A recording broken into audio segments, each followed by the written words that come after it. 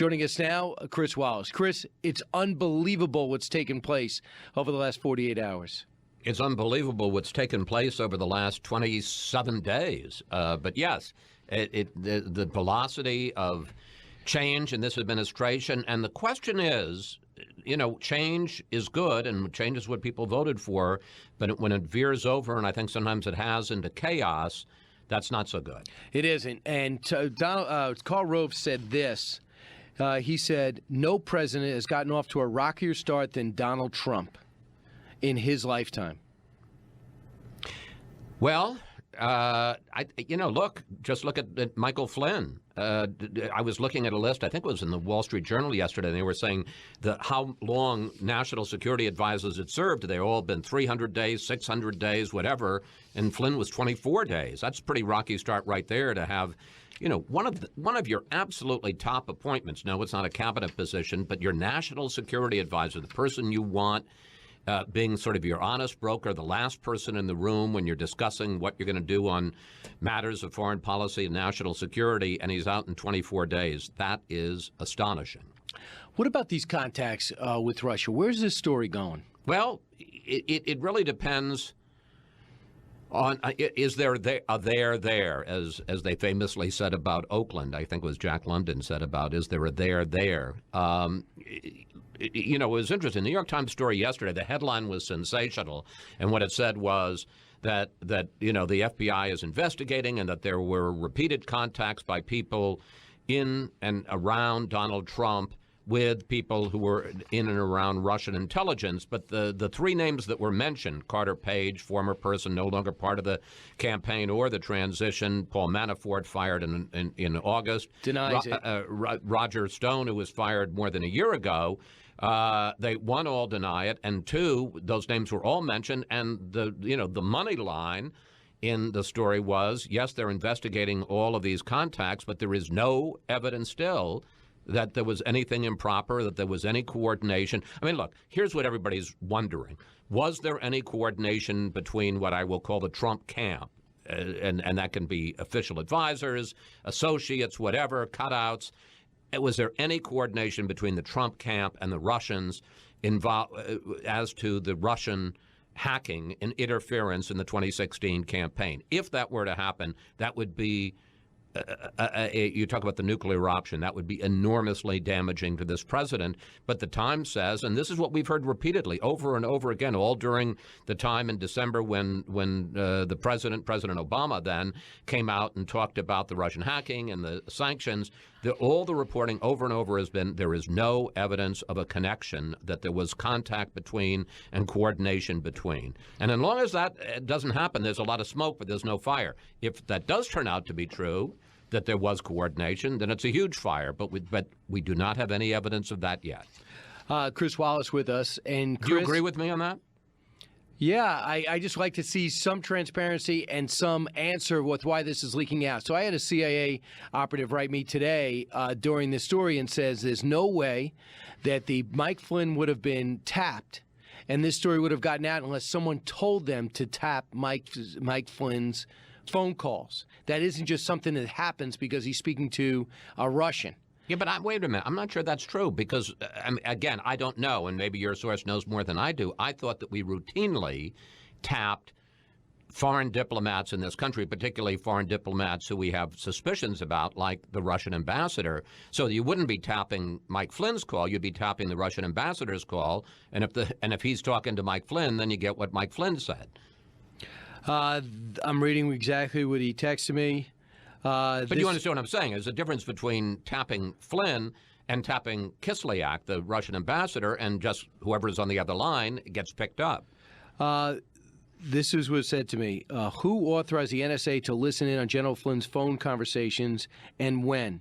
That happened before Trump was president. That means the Obama administration personnel had to con op. I'm not sure what that means. And hand down the authorization. Was this done in retaliation for the WikiLeaks information from the DNC?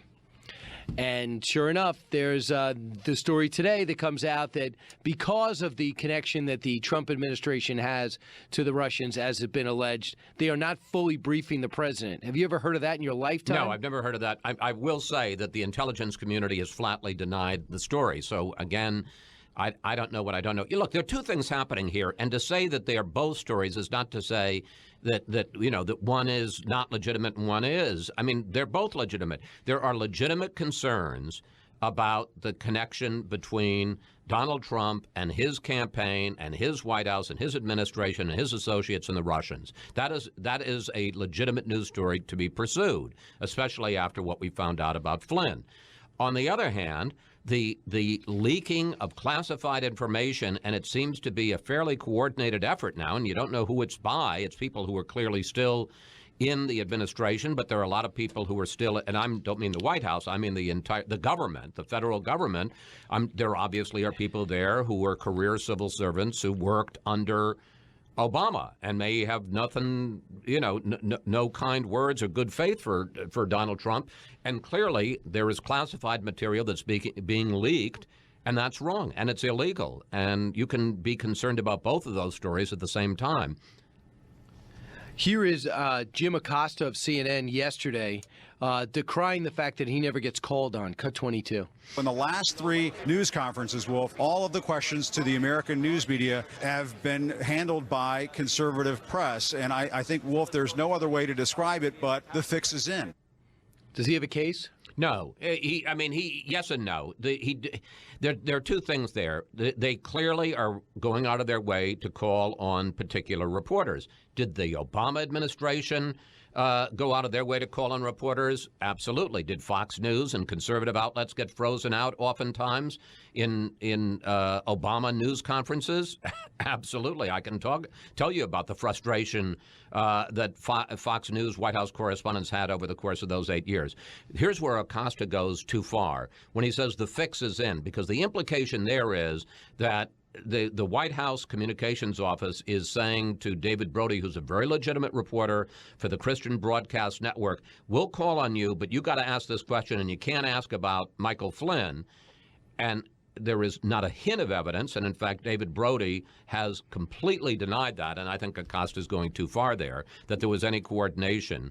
And I honestly, I do have to laugh at folks from CNN and other mainstream media complaining about, I didn't get called on. I mean, somehow I'd never heard all these complaints when Fox was getting frozen out for 8 years by the Obama administration. You know how many interviews that Steve Kroft, not that I'm counting, had with Barack Obama? 17 as president. Do you know how many George Stephanopoulos had with him as president? 12. You know how many I had for Fox News Sunday? 1. So, and yes, we did complain at various points, but I didn't hear a lot of the mainstream media complain. People tend to pick people who they want to have ask them questions. And, it was always less. Actually, in the old days, it wasn't. I can remember when I covered Ronald Reagan, it was just kind of a natural matter. You called on the three major networks. Fox didn't exist at that time. CNN barely existed, but you called on CBS, NBC, and ABC. Those days are gone. And to a certain degree, it's okay. There's more than one news source out there, and it's kind of refreshing. Because, there's a First Amendment, but there isn't a mainstream is entitled to ask the first question in the Constitution, which might be a surprise to some of my colleagues. Right. And I think, what were they thinking? What were our founders thinking, not putting who should get the first question in the Constitution? It seems to me to have been a huge oversight by Thomas Jefferson. Yeah, we're going to get to the bottom of that, and somehow I'm going to get a Jefferson relative on here and condemn them. I'm going to give you an idea of what it was like after 100 days, because you might not remember in 2009. But listen to some of the questions Barack Obama had after 100 days. You've racked up a lot of wins in the last few weeks that a lot of people thought would be difficult to come by. Are you ready to call yourself the comeback kid? In this fatherless world, where did you learn to love? This is a political question you want to duck, but how does your golf game hold up next to Tiger's? During these first 100 days, what has surprised you the most about this office, enchanted you the most about serving in this office, humbled you the most, and troubled you the most? Now, let me write this down. Are those some of the questions that Donald Trump has gotten? Has he gotten any of them? He didn't even get them from those so-called conservative fixes in broadcasters. No. No, there's no question. There's a, there's a hostility here. Having said that, look, it's legitimate. I think it's fine. Do I think I do some of those questions? Frankly, I gag over. I think we get a chance rarely to ask the president a question. One of the parts of our job is to ask tough questions. Adversarial. Every president has got a huge communications network out there trying to spread good news about what a great person he is. And my feeling is, you ask tough questions because that's the only time those are ever going to get asked of a president or anybody in power. Chris, you had a very direct conversation over the weekend with the Trump administration. Stephen Miller. With Stephen Miller. And did you hear any blowback on that? No. No, they were fine with it. And actually, Stephen Miller was fine. Something said, thank you for having me on. Yeah, and I also thought, too, if you have the answers, you like direct questions. And he had the answers. A lot of people weren't satisfied with the answers. I thought it was good. But incidentally, what you just said there, I completely agree with. That I think that if a good politician or a good political operative wants a tough question because he knows that's out there and he's got an answer that he wants to give on that, and he doesn't want a bunch of softballs, and they wouldn't come on Fox News Sunday if they were looking for that anyway. Do you have any? Not that it matters who your guests are, because as long as you're on the show, but do you know? I do, and I don't want you to take this personally. And I'm afraid you are going to take this personally. Go ahead. Who would you consider, and I know he's a partly competition for you, who do you consider the king of what you do for a living? Rush Limbaugh. Rush Limbaugh will be our exclusive guest on Fox News. Oh, that's fantastic. I'm happy for you. I've been trying to get him for a while, but clearly I don't have the juice. You're up against him. He's your competition. He's not going to go on with you. We're not on the same time, though, right? He's on noon to 3. Oh, but I think apparently, I don't know. I was just talking to a guy in St. Louis. Oh, incidentally, are you mad at Jamie Allman? No, because I was talking to Jamie Allman, and he said that he's on opposite you. Rush is on for 1 hour, your last hour. Well, we did have to get some clarification. Because Jamie Ullman played something after my interview with Senator Jim Talent. Yes. And Jim Talent evidently used an expletive, and they played it, and they had no idea. idea. He used it in a completely separate. And Jamie brought this up, and he said that he had to apologize to his general manager, and he was like in trouble. He sounded quite sheepish about it. He's a great guy, and I forgive him. He's also on television, I do know that. And he's got his own clothing. You know what? You should go on TV. I honestly, I've seen you. You're not unsightly. I think you could have a future on TV. A lot of people find me handsome. You're not unsightly. I'll go with that. So listen, on a side note, anybody else you want to promo? Yeah, Rush, that's all you need. Look, he's like you. I mean, he can't clear his throat in half an hour. He'll go on. And so I...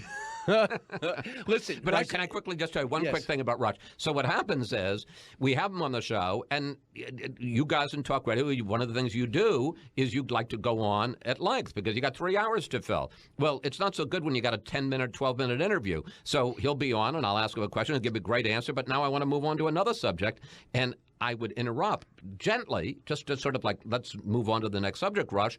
And I would get emails from people saying, here's what you need to do. Shut up and listen to Rush. They do not like it when you interrupt Rush. So now Rush has to give me kind of a papal, blessing and say, it's okay, Chris is going to move me along. I think that's very smart. He's used to doing his own thing. He doesn't have a co-host. He has callers when he chooses them. So Chris Wallace asking a follow-up question, not a great idea. But I will watch. That's what I do for a living. I know, but it's Rush Limbaugh. Okay. Well. It's like telling Paul McCartney, read this music. That's right. He's got it. Not enough of that Beatles stuff. Yeah. All right, Chris, thanks for talking to me. Well, I will enjoy it, and next week I can regale you with stories about the king. He is the king. He is, as are you. Chris Wallace, thank you. Back in a moment.